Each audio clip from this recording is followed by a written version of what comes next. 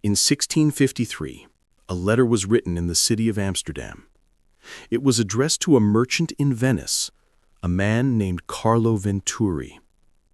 The letter was about silk, a shipment, 12 bolts of crimson silk from the Far East. Nothing extraordinary, just business. It was sealed with red wax, marked with the sender's insignia, and handed to a courier. And then it disappeared. For 30 years, no one knew where it went. Not the sender, not the recipient, not the courier who carried it. But the letter kept moving. Through 5 countries, 17 different hands, 3 decades of history. And when it finally arrived, everything had changed. This is that story. If stories like this intrigue you, mysteries that unfold slowly, histories that linger, consider subscribing to Hours Forgotten.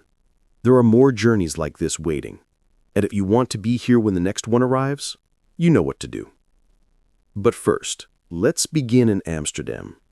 The year is 1653, and a man named Hendrik van der Meer is about to send a letter that will outlive him. The Dutch Republic was at the height of its golden age.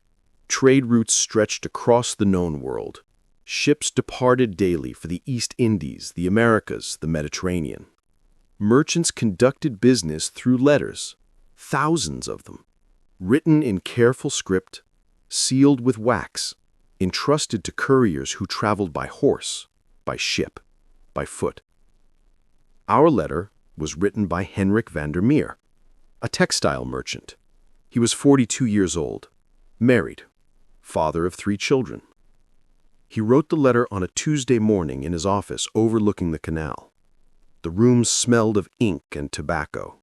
Sunlight filtered through leaded glass windows. Outside, the city moved at its steady pace. Boats drifted along the waterways. Merchants called out prices.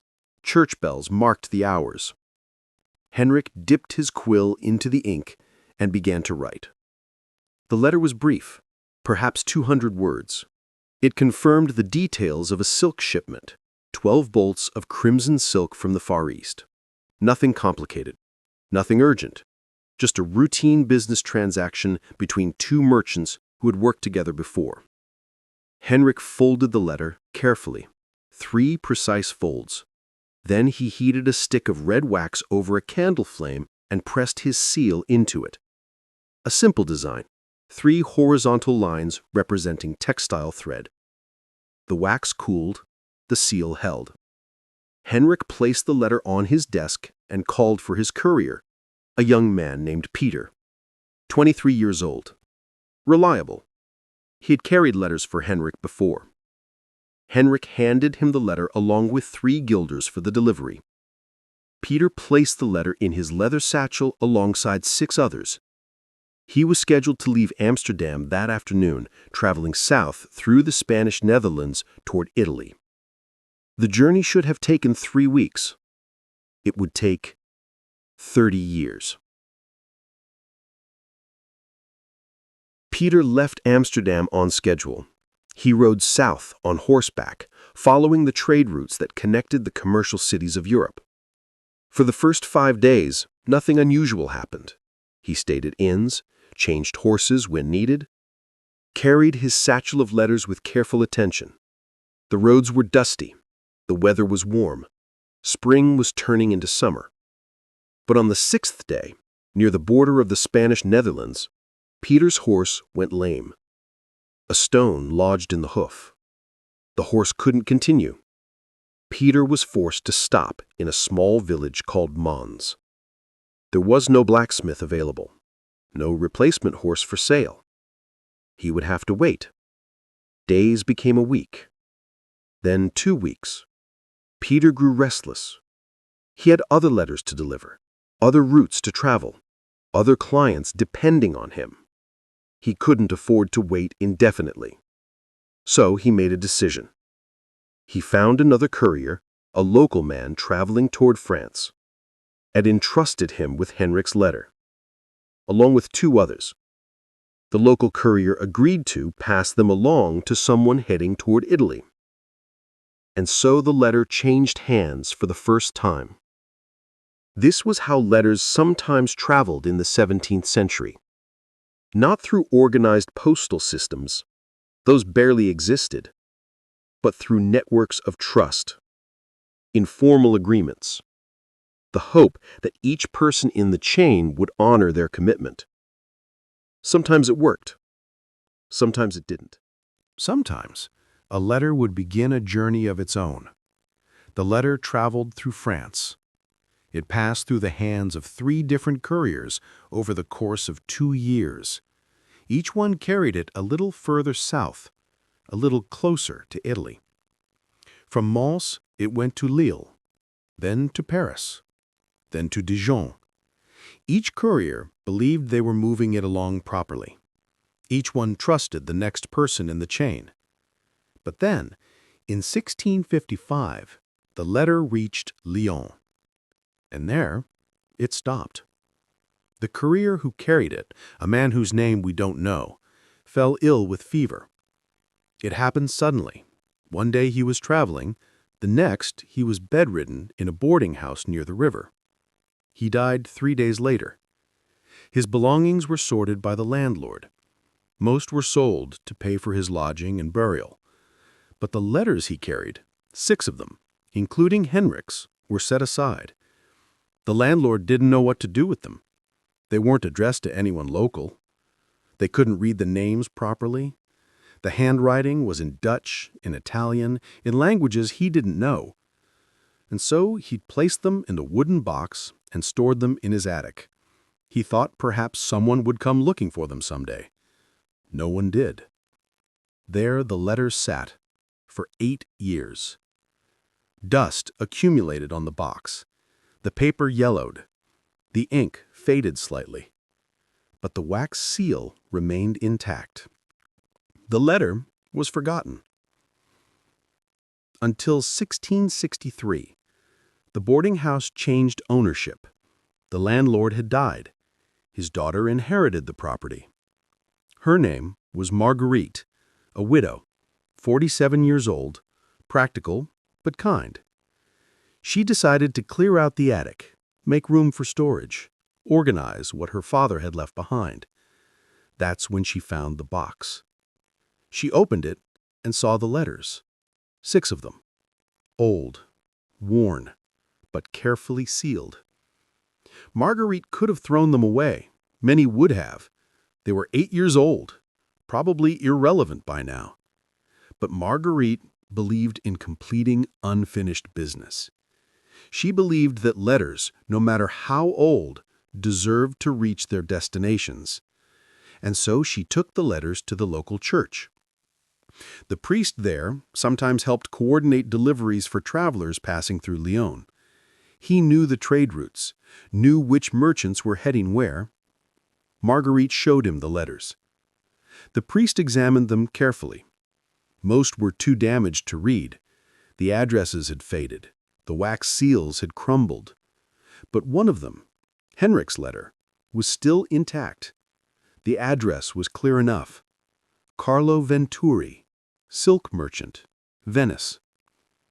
The priest knew a merchant caravan that would be passing through Lyon in 3 weeks. They were heading toward the Italian states. He gave the letter to the caravan leader, a man named Antoine. He was 51 years old, a trader of wool and linen. He had been traveling these routes for 30 years. He agreed to ensure the letter reached Venice. And so, after 8 years of stillness, the letter began moving again. By now, it was 1663. 10 years had passed since Henrik van der Meer had written it. Henrik himself was 52 years old. His children were grown. His business had changed. He had long since given up on the silk shipment from Carlo Venturi. He assumed the letter had been lost, or stolen, or simply forgotten. He had moved on. In Venice, Carlo Venturi, if he was still alive, had no memory of the promised shipment. It had been a decade Business arrangements that old were ancient history. And yet, the letter continued.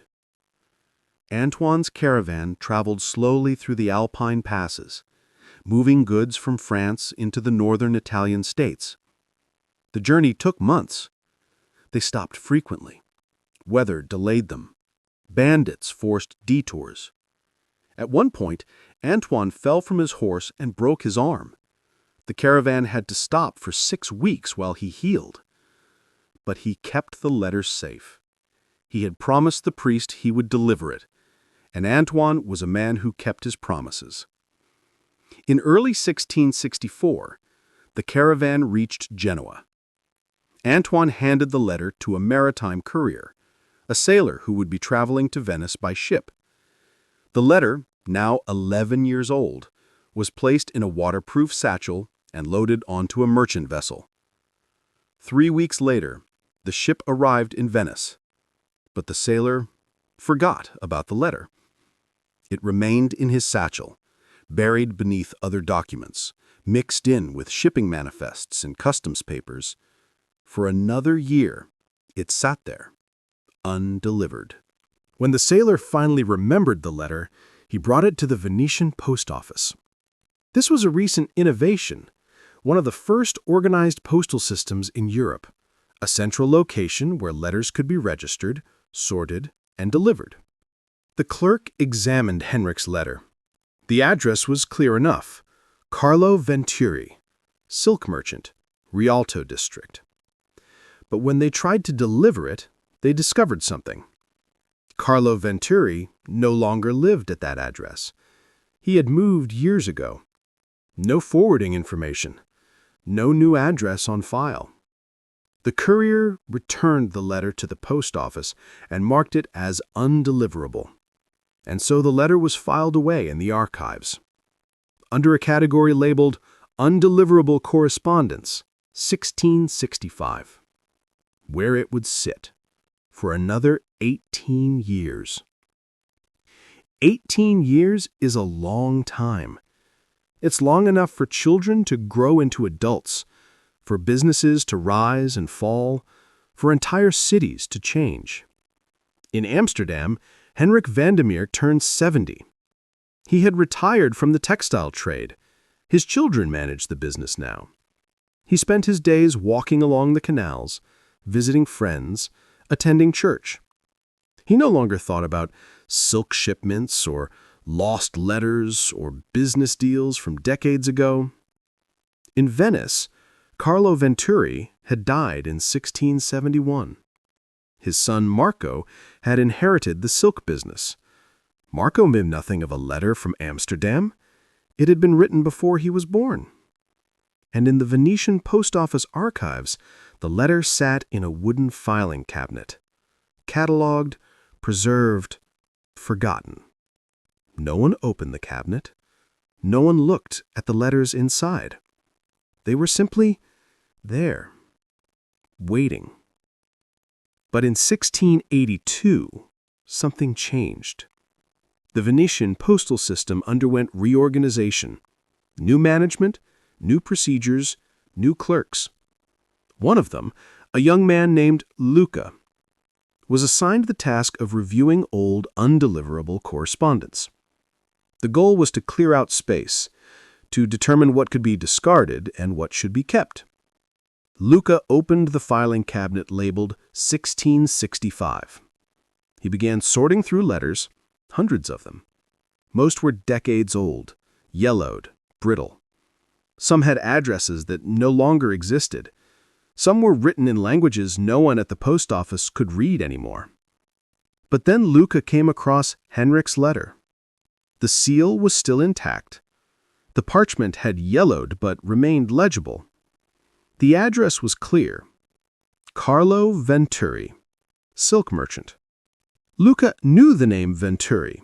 There was still a silk business by that name in the Rialto district, run by Marco Venturi.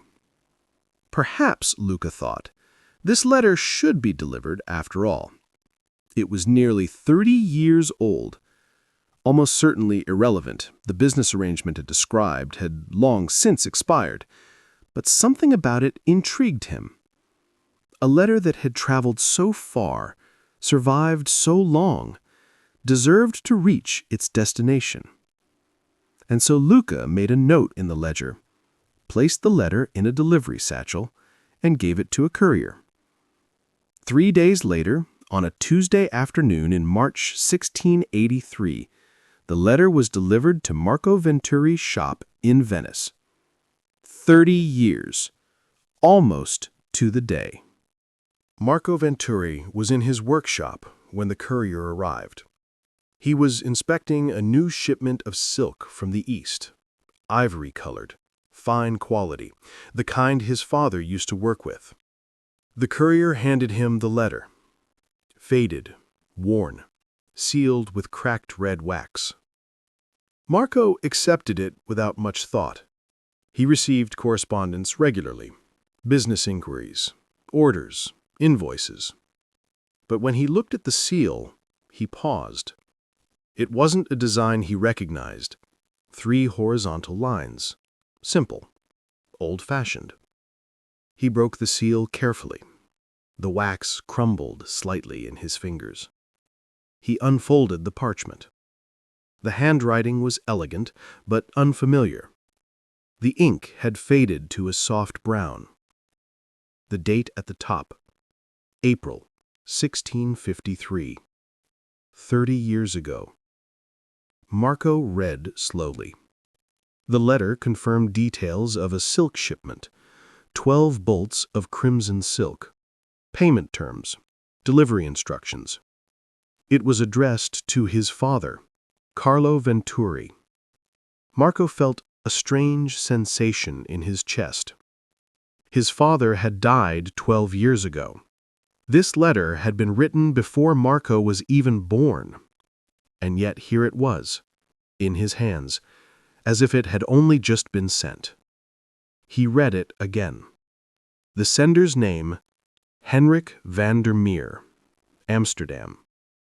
Marco didn't recognize the name, but he wondered, was this man still alive? Did he still remember writing this letter? Did he still wonder what had happened to it? Marco kept the letter. He placed it in a leather folder along with other documents from his father's time. He didn't know what else to do with it. But sometimes, late at night, when the workshop was quiet, he would take it out and read it again. He would imagine the journey it must have taken, the couriers who carried it, the places it had been, the hands that had held it. A letter about silk. Nothing extraordinary. And yet, it had survived 3 decades, outlived its sender, outlived its recipient. It had become something more than a business transaction. It had become a testament to persistence, to the strange, stubborn endurance of messages sent across time. We don't know what happened to Henrik van der Meer, whether he ever learned the letter had finally arrived. Records don't tell us. History doesn't preserve every detail. But we know the letter reached Venice. We know it was delivered. We know it survived. And perhaps that's enough. In the archives of Venice, the ledger entry still exists. March 14th, 1683. Letter delivered to Marco Venturi. Dated April 1653. 30 years in transit. Historians sometimes study records like this, trying to understand how communication worked before modern postal systems, before guaranteed delivery, before tracking numbers, before instant messages. And what they find is that letters moved slowly, unpredictably, but they moved, through hands we'll never know, through cities that have changed beyond recognition, through decades of silence. Some letters never arrived, lost to fire, water, war, or simple neglect. But some kept going, passed from person to person, each one believing, perhaps without even thinking about it, that this small piece of parchment deserved to continue its journey, that someone, somewhere, was still waiting for it. We live in a world where messages arrive instantly, where a letter sent is a letter delivered within seconds. But something is lost in that speed. Some quality of patience, of trust, of time. The 30-year journey of a single letter reminds us that messages once required faith. Faith that the words we wrote would find their way forward, that someone would carry them, that distance could be crossed, even slowly. And when a letter finally arrived after 30 years, it carried more than information. It carried proof that persistence outlasts memory, that journeys continue even when we forget we began them, that some things arrive exactly when they're meant to, even if that means waiting 30 years. Until next time.